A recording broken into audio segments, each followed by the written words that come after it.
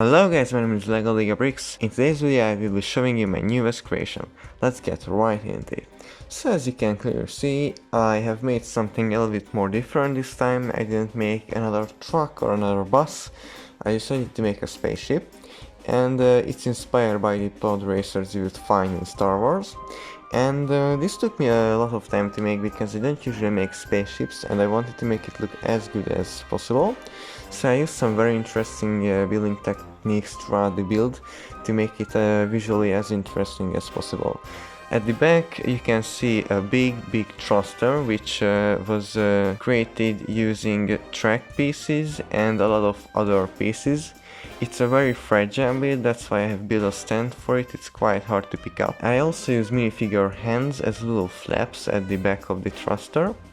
And I think the overall result looks pretty nice. Then at the cockpit part I have a lot of extra paneling that was added to make the build look a little bit more solid.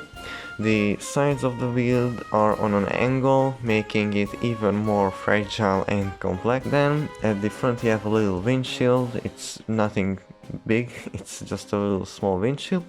Then at the front you have two extra thrusters and the build is in a Y shape, and most of these Podracers are in a similar shape like that. The two arms that hold up the extra thrusters are tilted, as you can clearly see.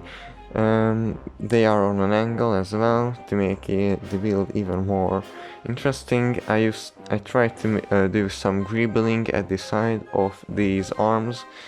And then you have the two thrusters. These are a lot more simpler than the one at the back, but I still think it looks nice. And then there's also a power connector between the two thrusters.